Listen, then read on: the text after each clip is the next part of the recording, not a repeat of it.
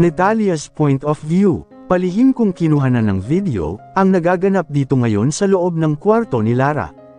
I did purposely took a video. Gusto kong ipakita kay Kuya Andrew na ang nerd na babysitter niya, super ganda na. Sina Kuya Aiden at Kuya Austin ay nakaupo sa lapag, nakikipaglaro kay Liam. Si Kuya Andre naman ay nakaupo sa kama, ilang dangkal ang layo mula sa kinauupuan ni Lara. I'm pretty sure, mapapauwi nito si Kuya Andrew nang wala sa oras. Tingnan ko lang kung di ka magkandara pa na umuwi dito sa mansion. Grabe, hindi pa rin ako makapaniwala. Ang ganda-ganda mo pala Lara. Ginulat mo kaming lahat, ha? Ngiti na sabi ni Kuya Andre kay Lara. Walang bola, maganda ka talaga, well. Kahit nung hindi ka pa naman nagpapasalon, you look pretty na, sabi pa nito. Kuya Andre, humanap ka na lang ng ibang babae. Wag si Lara, hindi kayo magkakasundo ni Kuya Andrew. Pero since ang goal ko ay mapauwi si Kuya Andrew. Sorry Kuya Andre, I will use you para maisakatuparan ang plano ko. Salamat, Andre. Hindi ko nga rin alam na ang ganda ko pala. Nakangiti na tugon naman ni Lara kay Kuya Andre. Teka, may biskat ka sa buhok mo. Kukunin ko lang. Agad kong tinutok ang camera kay Kuya Andre nang hawakan nito ang buhok ni Lara para kunin ang damaykit na biskat sa buhok. Inabot ni Kuya Andre ang tissue at pinunasan pa ang buhok ni Lara. Sweet. Yari ka Kuya Andre kay Kuya Andrew. I'm sure, hindi ibibigay ni Kuya Andrew kay Lara sa nerd na babysitter na kinaiinisan niya ang credit card niya kung walang something sa kanilang dalawa. I knew it. Yung pagalit-galit emote ni Kuya kay Lara. Deep inside, he has something special feeling for her. Pangit pa si Lara noon ha. May feelings na siya. What more pa kaya ngayon na maganda na ang babysitter niya. Flashback. Grabe ka naman Kuya Andrew. Ang mean mo naman kay Lara. Bakit ba? Hindi ka naman inaano ng tao. Tulog naman na si Baby Lily. Ano ang masama kung samahan niya akong mag-swimming diba? Wala naman.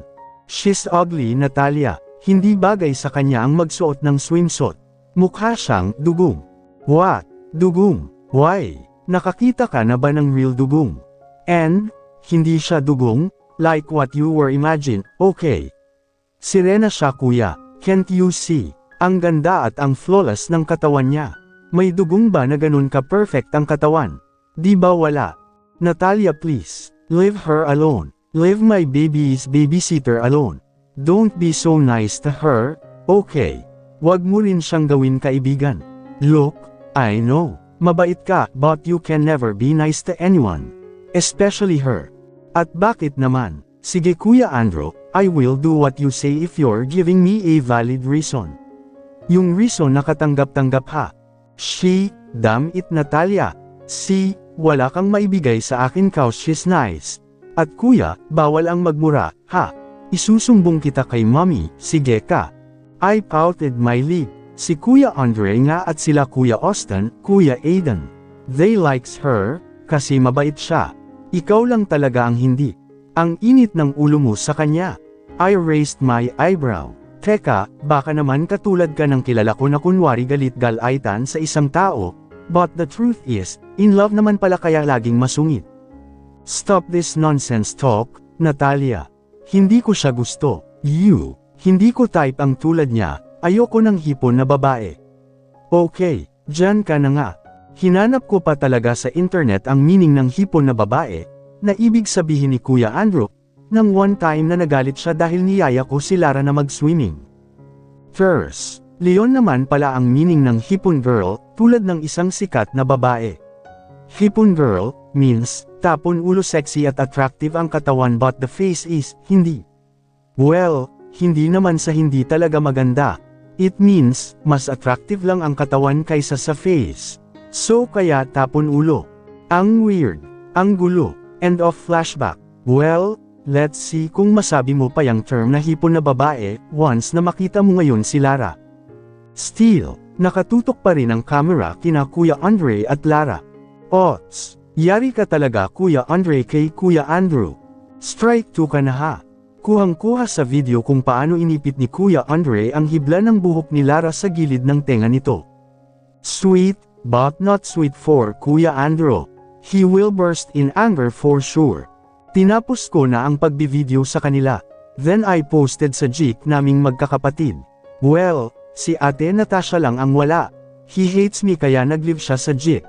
Until now, she hates me sa pagkakamali na siya naman ang may kasalanan.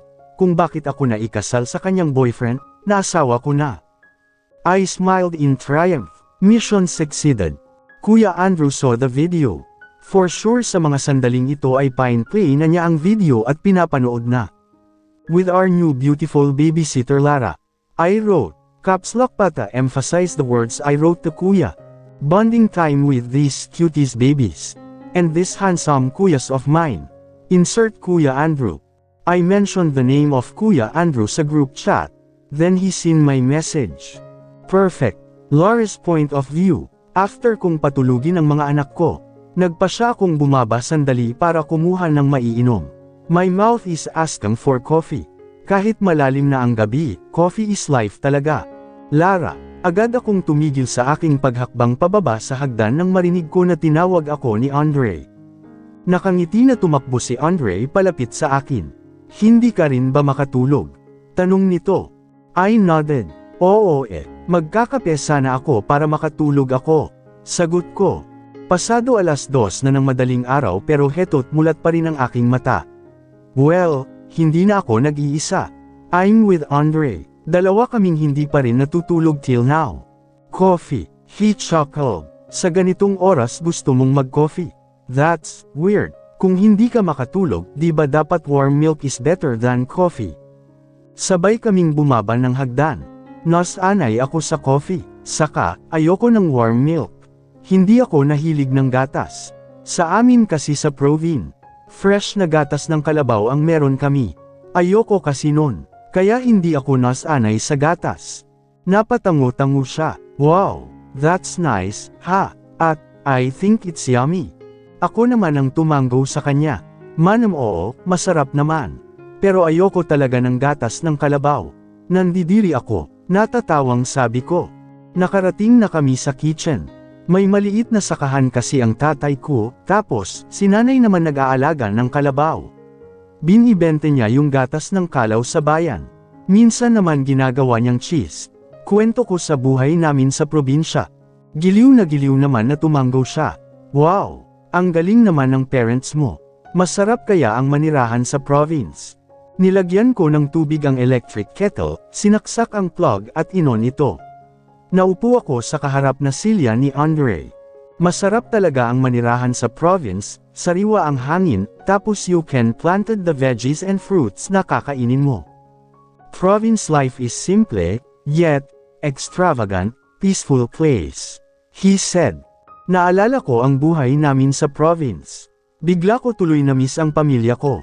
After I gave birth sa panganay ko, I totally leave behind my family in the province. Lalo pat alam kong galit sa akin ang mga magulang ko. Mahirap din ang buhay sa province, pero peaceful place talaga, masaya pa kami ng pamilya ko. But not until I got pregnant. Pinalayas nila ako, habang abala kaming nagkukwentuhan ni Andre dito sa kitchen. Gulat kaming napatingin sa bakana ng kusina nang may marinig kaming nagsalita. Really, till this hour are you still chatting? May inis nitong sabi sa amin. Napatayo ako, Sir Andrew, nanlalaki ang mga mata na sambit ko. Ang kasama ko naman ay nagkibit balikat lang at ngumiti. Hindi kami makatulog, kaya magkakape kaming dalawa, said Andre. Yumigting ang panga ni Andrew. Maging ang litid ng mga ugat sa kanyang leeg at yumigting rin. He looked at me with anger. He looked pissed off. Napalunok ako. Akala ko ba extended ang business trip nila sa Palawan?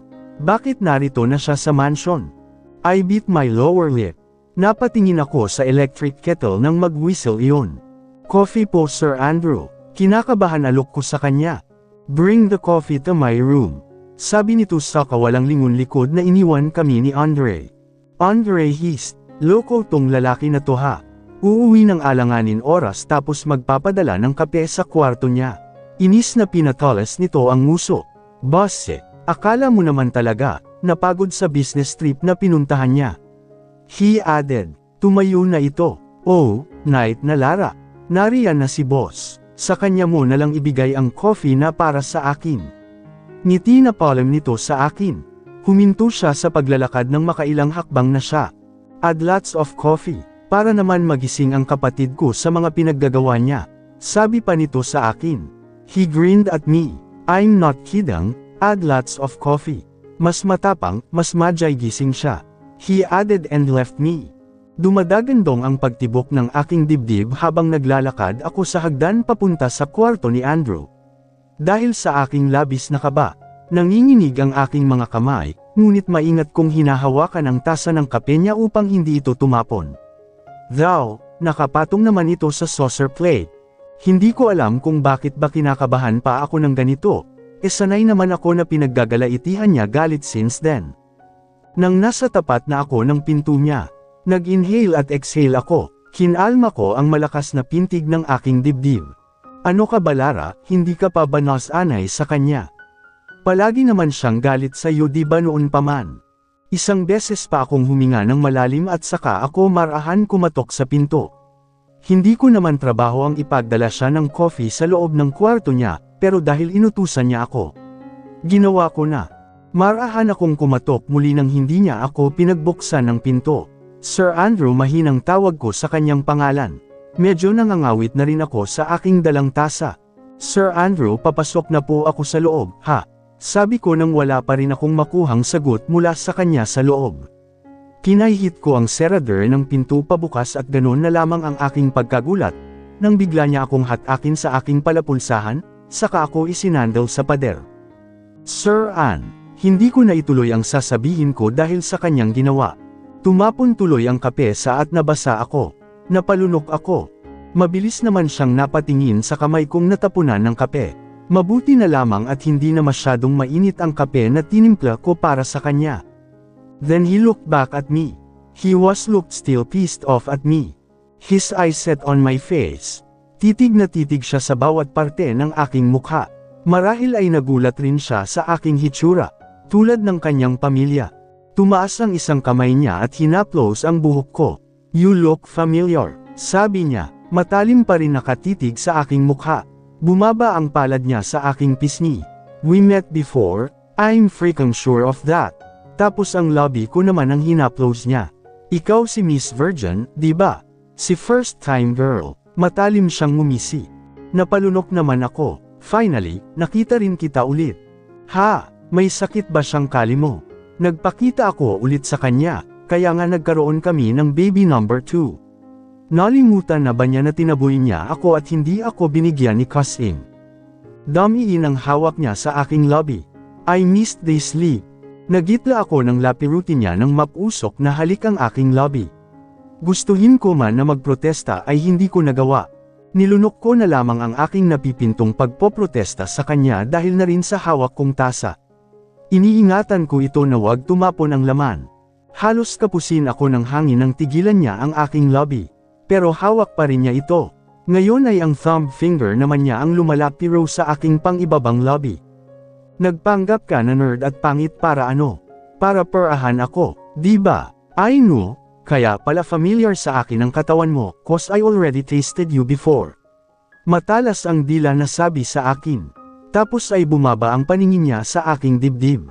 Ang suot ko ay loose na t-shirt. T-shirt pa rin niya. Hindi ko nga alam kung bakit patuloy ko pa rin sinusuot ang shirt niya. Hindi naman ako pinapansin ng pamilya niya about sa aking pagsuot ng mga luma niyang damit. Once, ang daddy niya ang pamuna sa akin kung bakit daw hindi ako nagsusuot ng maayos na damit. Bakit ang mga halos patapon na niyang damit ang sinusuot ko? Hindi ko alam kung ano ang sinabi ng mommy niya sa kanyang daddy, dahil simula din ng araw na iyon ay hindi na nito ako pinuna, regarding sa aking pagsuot sa kanyang mga lumang damit. You planned this. All of this, he gritted his teeth. At animoy natakam siya nang makita ang aking cleavage. Lumunok akong muli. Ha, naguguluhan kong tipid na sabi. He grinned at me mischievously. Oh come on, wag na tayong maglokohan dalawa. Alam ko na may dahilan ka kaya ka pumasok sa akin bilang babysitter ng anak. So, what is it? Ha, dahil nalaman mo na map-era ako. Ha. Namilog ang aking mga mata. Binuka ko ang aking bibig para sagutin ang paratang niya, ngunit nang tatangkain ko ng magsalita ay muli niyang inangkin ang aking labi. I am your first, he murmured against my lip. Nakalimutan mo na ba yung hiniling mo sa akin noon? Gumuhit ang malademonyong ngisi sa kanyang labi. Tila umurong naman ang aking dila dahil natameme ako. Sir Andrew, yung kape niyo po. Nagwawala ang puso ko. Sa wakas, nitindaan niya ako. Ang gabi na may nangyari sa amin. Masasabi ko na sa kanya na may anak kami. Anak niya si Liam at magkapatid sila ni Baby Lily. Impit akong napatili ng tabidin niya ang tasa na hawak ko. Napatingin ako sa lapag ng mabasag ang tasa at ang saucer plate. Ang talino mo rin ano? Una ako, tapos ngayon ang kapatid ko naman. Matalim pa rin siyang nakatitig sa akin. Kumunat ang aking noo at napaisip sa kanyang sinabi. He chuckled. Don't be pretentious in front of me. Alam ko naman na alam mo kung ano ang ibig kong sabihin. After having a night with me, si Andre naman ang target imo. You're seducing him. Tapos pag nahalina na sa iyo ang kapatid ko, siya naman ang perahan mo, diba? Mapanuyan niyang sabi. Mabilis akong amling. No, hindi yan totoo. Wika ko upang depensahan ang aking sarili sa kanyang masakit at mabigat na paratang. Ngumisi siya. Really? So kaya pala gusto mo na laging nakadikit sa kapatid ko. Mabait kasi sa akin si Andre. Ang kapatid mo. Nagbaba ako ng tingin. But it doesn't mean na inaakit ko na siya. Lumunok ako, para matapos na ang maling paratang niya sa akin. Anak mo si Liam, anak ko rin si Baby Lily, magkapatid silang dalawa. Anak mo sila sa akin. Pigil ang aking paghinga na pagtatapat sa kanya. Isang malakas at nakapanunuyang halakhak lang ang nakuha kong tugon mula sa kanya. Hinawakan niya ako sa aking buhok kaya naman napatingala ako sa kanya. Anong pinagsasabi mo ha? Hindi ko alam na ganito ka pala sa kadesperadang babae para tumatahi ka pa ng kwento. Para ano? Para makakuha ng pera sa akin. Ngumisi Sly ang muli. Masakit Andrew, sambit ko ng madiin niyang hilain ang aking buhok. Huwag mo akong sabunutan. Nagsasabi ako sa iyo ng totoo. Anak ko silang dalawa, anak mo sila sa akin. Halos mapunit ang aking labi dahil napangiwi ako sa sakit ng pagsabunot niya sa aking buhok. Hindi ko alam kung natatandaan mo pa. Pinuntahan kita sa bar kung saan tayo unang nagkita. I told you na may anak tayo, si Liam. I asked for money for his studies. 3 years old na kasi ang anak natin that time. But you never gave me any single cent. May nangyari ulit sa atin ng gabi na yun. At si Baby Lily ang naging anak natin. I'm telling the truth, Andrew. Anak mo sila. At sa tingin mo I will easily believe you, ha? Andrew, impit akong napatili ng pihitin niya ako paarap sa pader. Diniin niya ang sarili sa aking likuran. I am not that fool to believe you. Hindi ako tanga tulad ng inaakala mo. Napasinghap ako nang haplasan niya ang aking pangupo. Instead of seducing my brother, ako na lang ulit. Mas mapera ako kaysa sa kapatid ko. Mas nagil umikot ang kanyang mga palad sa aking katawan. Mapusok, mapagparusa. Magkano ba ang kailangan mo, ha? Kaya kung buhayin ang anak mong si Liam. Education. I can give him the best education. But in return, sa akin ka, sa akin to. Lamandeng ang kanyang labi sa aking balikat. Sumipsip siya sa aking balat. Sa akin ang lahat ng parte ng katawan mo.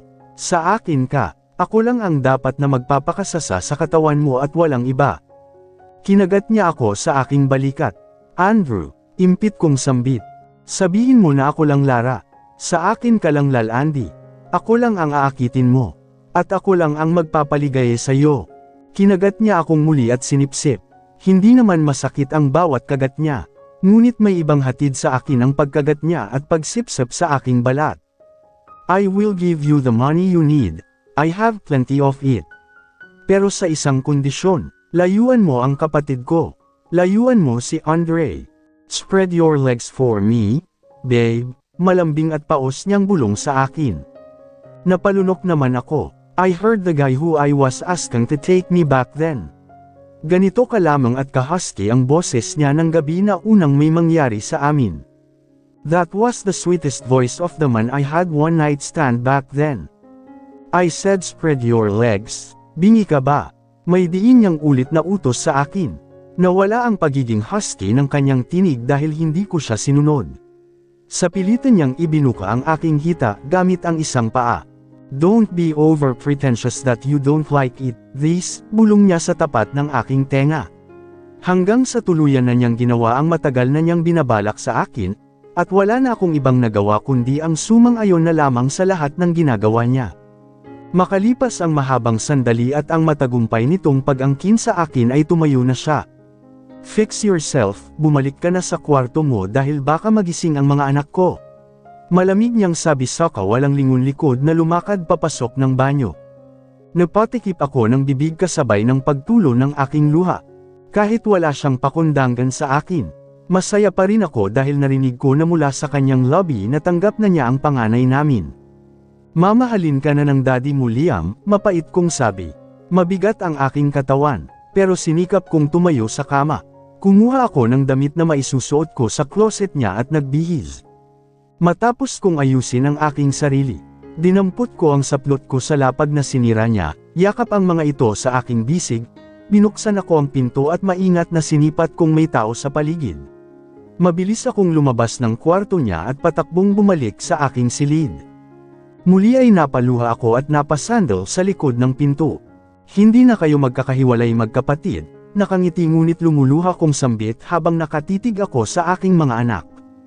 Tumangala ako at napapikit. "Ang hina mo, Lara, ang tanga mo, nagpagalaw ka na naman sa kanya, paano kung mabuntis ka na naman, ang tanga-tanga mo." Sermon ng munting tinig sa aking sarili dahil sa katangahan na ginawa ko. "Ilang buwan pa lang si Baby Lily, you should not be pregnant, alam mo yan, Lara. Dapat naging handa ka sa araw na ito. Dapat pinaghandaan mo siya." Disappointed sa aking sarili na nagmulat ako ng mga mata. "I should have taken a contraceptive pill before he uses me.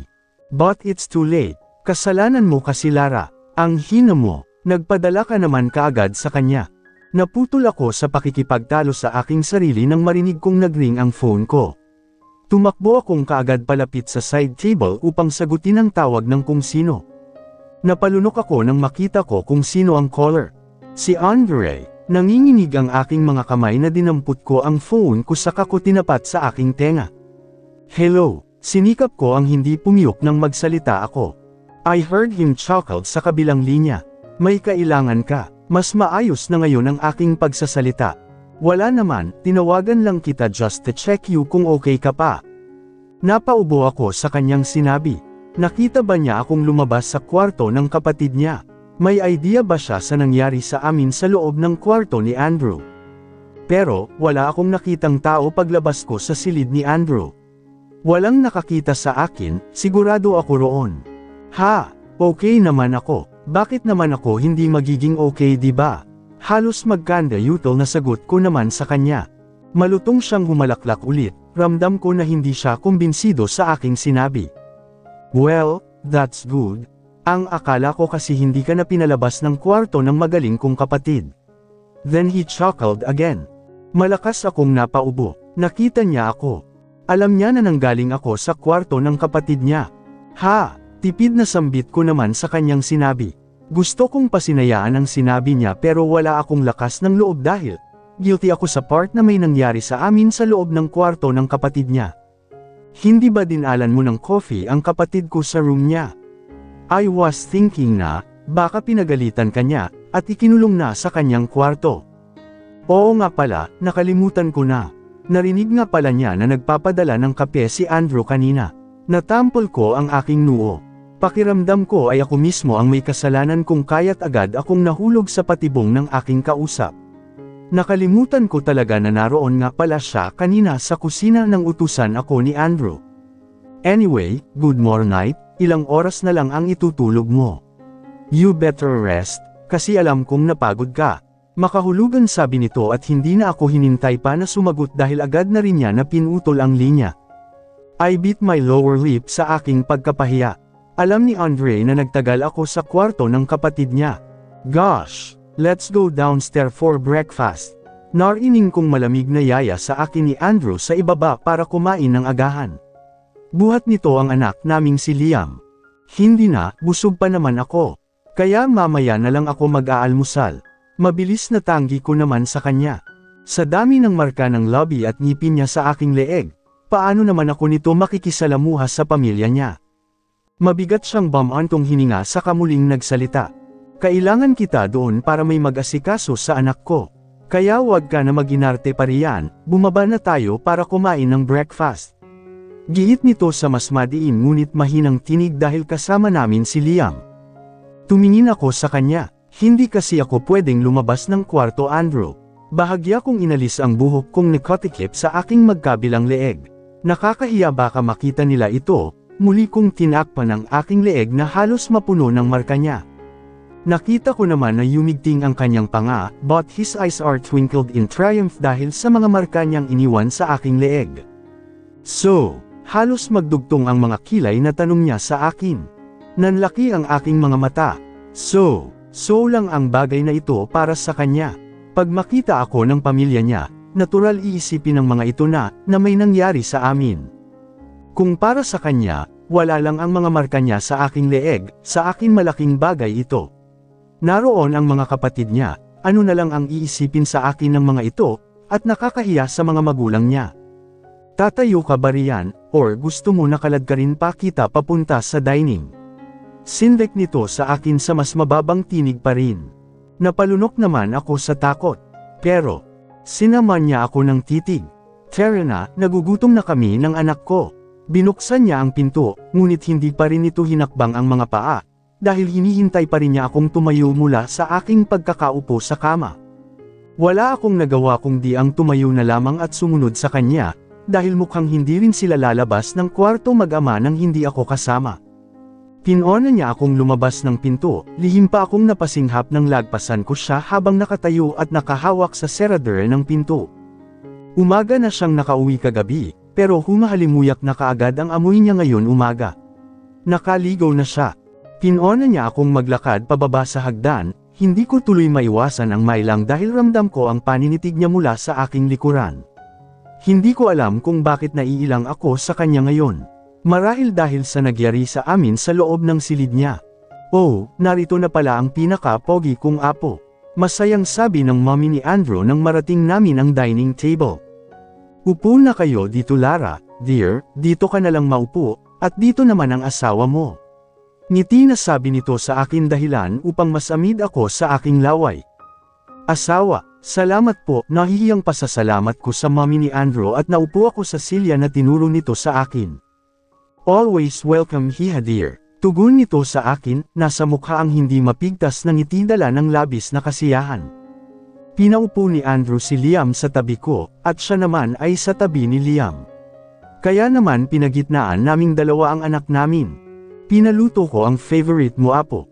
Nilagyan ng mommy ni Andrew si Liam ng pancake with chocolate syrup and sliced banana on top. Ayan, ubusin mo lahat yan ha. Giliw na giliw ito na hinan ng almusal si Liam. Ang apo nito. Habang nasa lamesa came, tahimik ang mga kasama namin, waring pinakikiramdaman lang nila ang lahat. Marahil ay shock pa rin ang mga ito sa pasabog ni Andrew nang ipaalam nito ang totoo sa pamilya. Sa ngayon, wala rito ang dalawang kapatid ni Andrew na babae, si Natalia, nasa bahay nilang mag-asawa, si Natasha naman ay sa kondo nito at bihira lang makihalubilo sa pamilya especially kung narito si Natalia. You should try this, Lara. Masarap ito dahil homemade ng kaibigan ko. Nakangiti na alok sa akin ni Andre ng embutido. Special chicken embutido, masarap to, promise. Nilagyan niya ng 2 piraso ang aking plato. Napatingin naman ang lahat sa kanya nang biglang malakas na tumikim si Andrew, dahil sa ginawa ng kapatid nito. What? Wala naman sigurong masama kung lagyan ko ng embutido ang plato ni Lara, right? Salag ni Andre sa mga mata ng pamilya na nakatitig sa kanya. Hindi ikaw ang asawa, Kuya Andre, kaya masama. Si Aidan ang unang nagsalita. I think, starting today, off-limit ka na pagdating kay Lara, bawas na sa pagiging close sa kanya. Ngisi na sabi pa nito. Hindi ka na rin pwede na pumasok sa loob ng kwarto niya, kung ayaw mo na magkaroon ng World War III dito sa bahay. Biro na sabi naman ni Austin. And starting today, I think we should learn to call her, Lara. But, we can be close pa rin naman sa kanya. May limit nga lang, medyo possessive kasi ang isa riyan. Dagdag na sabi pa ni Austin na sinadyang hinaan ang huling mga salita. Teka, bakit feeling ko ako ang lumalabas na kontrabida rito? Hindi ako isang side character sa love triangle story, ha? Kaya please lang, stop making me like that. Walang love triangle na magaganap. Mabilis na salag naman ni Andre sa mga kapatid upang linisin ang kanyang sarili. Close lang talaga kami ni Lara. Ate Lara, I mean, sabi nito at nginitian ako. Di ba ate? Ngiti na tanong sa akin. Nginitian ko naman ito. Oo Andre, mahinang sagot ko. Si Andre ang una kong na-meet sa 3 kambal ni Andrew. Unang kita ko pa lang sa kanya ay masasabi kong mabait talaga siya. Walang duda. Tinaas ni Andre ang kamay sa ere. Oh, malinis na ang reputation ko sa pamilyang ito. Siguro naman pwede na tayong kumain, gutom na ako. Politalk nito at sinimulan ng kumain. That's my boys. Tama yan, ganyan dapat kayong magkakapatid. Walang agawan at walang lamangan para walang away. Ngiti na pangaral naman ng mommy ng mga ito sa mga anak. Magiging masaya kami ng daddy nyo, basta walang iringan, at gulo sa inyong magkakapatid. Sambit pa nito at hinilig ang ulo sa balikat ng daddy ni Andrew. Thank God at isa lang ang nagmana sa ugali mo, hon. Pilya na biro pa nito sa asawa at sinabayan ng halik sa pisngi. Ngumiti rin naman sa biro ang daddy ni Andrew at pinataka ng mabining halik sa pisngi ang asawa. Sandaling naging tahimik kami sa hapagkainan, tanging ingay ng kalansing ng mga kubyertos ang maririnig dahil naging abala na sila sa almusal. Ngunit hindi nagtagal ay biglang nagsalita si Liam nang may mapansin ito sa aking leeg. Kaya naman nasabi ko sa aking sarili na sana ay lamunin na ako ng lupa sa sobrang pagkapahiya ko sa mga kasama ko sa lamesa. Mommy, what happened to your neck po? Kunot noo na tanong sa akin ng anak ko. Nagitla ako, paimpol kong mabilis na tinakpan ang leeg ko ng aking buhok nang marinig ko ang tanong na iyon ng anak. Napalunok ako at napakurap sa sobrang hiya dahil lahat sila ay sa akin nakatingin. Ramdam ko ang mabilis na pag-init ng aking magkabilang pisngi dahil na-conscious akong bigla sa mga mapanghusga na mga mata nila. Napatingin ako sa ibaba, o lang siguro ako para isipin ko na mapanghusga nila akong tinatitigan ngayon. Wala silang kakurap-kurap na pinagmamasdan ako, maliban sa lalaki na nag-iwan ng marka sa akin leeg. Naiilang akong napakamot sa aking ulo. Ngitian ko si Liam, wala ito anak. Baka na-allergy lang ako sa kinain ko gabi. Pagsisinungaling ko sa anak ko. Magkakasabay namang mahinang humalaklak ang 3 kambal sa aking sinabi. Mga pilyo ang mga ito. Kahit hindi nila sabihin, alam kong ako ang pinagtawanan nila dahil sa naisip kong palusot sa anak ko. Abot tenga ang ngisi sa lobby ng mga ito na tumingin sa lalaki na salarin sa nangyari sa leeg ko. Matulis ang nguso na umiling ang mga ito. Bangis mo bro, ani Aiden. Pa-inject mo siya ha. For safety lang, baka may kamandag ka. Ani naman ni Austin. Walang imak naman na napatitig sa akin si Andre, napalunok ako ng magtama ang aming mga mata. Mabilis akong nagbawi ng paningin mula sa kanya, wala akong lakas ng loob na may haharap sa kanya dahil sinasampal ako ng mapanuri niyang mga mata, dahil sa ebidensyang iniwan ng kapatid nito sa leeg ko. I knew it. May alam talaga siya. He saw me. Literal akong nasamid sa aking laway sa aking pagkapahiya, agad ko sanang aabutin ang isang baso ng tubig sa aking harapan, ngunit nagitla ako nang sabay kaming humawak ng lalaki, na dahilan kung bakit ako napapahiya ng labis ngayon. Tumikim ako, agad kong inalis ang aking kamay sa baso. Baka kasi iinom si Andrew ng tubig. Yawn oh, ang sweet ni brother, sabi ni Aiden nang ibigay sa akin ni Andrew ang isang basong tubig. Salamat. Agad na sagot ko, inisang lagok ko ang isang basong tubig sa sobrang uhaw na naramdaman ko. Ang akala ko ay okay na ako, kakalma na ang sitwasyon, ngunit mali pala ako dahil ang mami naman ng mga ito ang humirit ng salita sa akin. Teka, ano ba ang kinain mo kagabi hiha? Makahulugan tanong naman ng mami ni Andrew sa akin. Kinindatan niya ako, nakaka-allergy pala yun, may kislap ng kapulyohan ang mga mata. Muli ay nanuyo ang aking lalamunan dahil sa sinabi nito, dahil alam kong may ibang kahulugan ang sinabi nito. Hay nako, ikaw talaga Andrew, manang-mana ka sa daddy mo. Sabi nito at tumingin sa asawa. Remember hon, ganyan ka rin noon. Mahilig manikmal, Pilya na sabi sa asawa. Napaubo naman ang daddy ni Andrew dahil sa walang preno na biro ng asawa nito. Tumapon tuloy ang kape na iniinom sa hawak na dokumentong inaaral. Han, tipid na sita nito sa asawa. Why? Totoo naman ang sinabi ko, diba? Tugon ng mommy ni Andrew. Nasa harapan tayo ng mga bata. E ano naman kung nasa harapan tayo ng mga anak natin? Hindi naman na minor ang mga yan, and they should know kung gaano mo ako kamahal noon. May mali ba roon? Wala, diba? Sagot ng mommy ni Andrew sa asawa, tapos, ako na naman ulit ang hinarap. Trust me, hiha. Masarap magmahal yang anak kong si Andrew, like father, like son, medyo, masungit nga lang, pero, nilapit nito ang mukha sa aking tenga. Good in bed. See, nakadalawa kaagad sa'yo. Pilyang mahinang bulong nito sa akin. Malakas akong napaubo. Mahal. Tawag ng daddy ni Andrew sa asawa. Hayaan mo na nga si Lara, ikaw talaga, kung ano-ano ang kinukwento mo sa kanya. Nakataas ang kilay na hinarap naman ng mommy ni Andrew ang asawa. This is girl talk, honey, okay. Kaya tahimik ka lang riyan. Napailing na lang na sumuko ang daddy ni Andrew sa kapulyahan ng asawa. Hinaplos ng mommy ni Andrew ang buhok ko. Akong bahala sa iyo, hiha dear. I will help you para lamambot sa iyo ang asawa mo. Muli ay bulong nito sa akin, at kinindatan ako. Third person point of view. Flashback. Hindi ka makatulog. Hindi nakatiis na tanong ng ama ni Andrew sa asawa, kanina pa kasi ito pabaling belang ng higa sa kama. Sa loob ng 2 dekadang taon nilang magkasama, kilala niya ito kung may bumabagabag sa isipan. Bumantong hininga ang mommy ni Andrew, at humarap sa asawa. Tinitigan sa mga mata, nagdadalawang isip kung ipagtatapat sa asawa ang ginawa. Say it, Han. Kalmado na wika ng ama ni Andrew. Okay, I will tell you, but promise me na hindi ka magagalit sa akin. Tugon ng mommy ni Andrew, kasi, iba ang pakiramdam ko eh. Na-feel ko na konektado ang buhay ng apo nating si Baby Lily kay Lara, at sa anak nitong si Liam.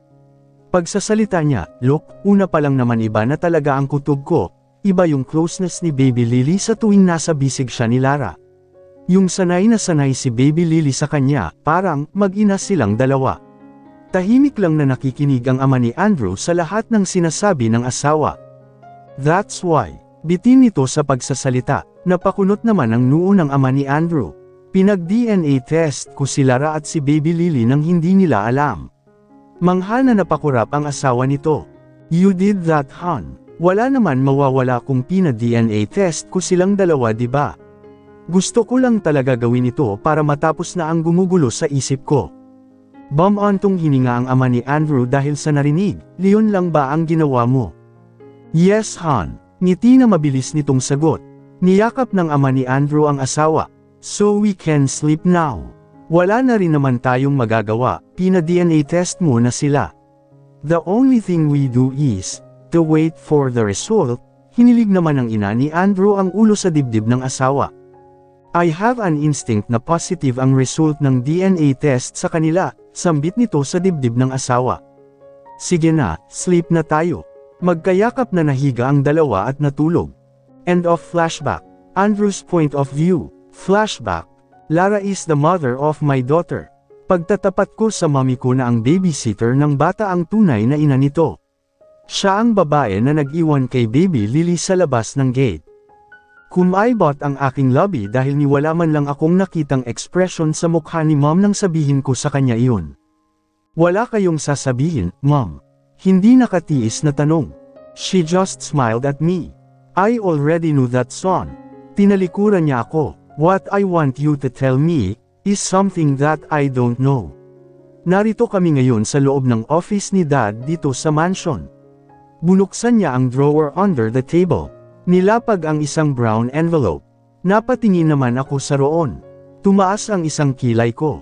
Ano po ito, mom? Curious na tanong ko. Open it, son, tipid na sagot ni mommy sa akin. Naupo ito sa swivel chair ni Dad. Agad ko naman binuksan ang envelope. DNA result. Usual ko nang aking mabasa ang laman ng envelope. Mom nodded. Continue read it. Kalmado niyang utos, at pinag-cruise ang 2 braso sa dibdib. May ngiti sa lobby. Nagtataka man ako, muli kong ibinalik ang paningin sa papel na hawak ko. Sa ibabang banda napako ang mga mata ko. My heart rapidly beat as I read the positive result was written from the mother and the daughter sample tested. My eyes widened. Nanigas ang aking katawan. My hands were shaking. Is this real? Ang anak ko, siya, magkadugo sila. She's telling the truth. But how? When? Lumunok ako. Wala sa aking sarili na napatingin kay mom.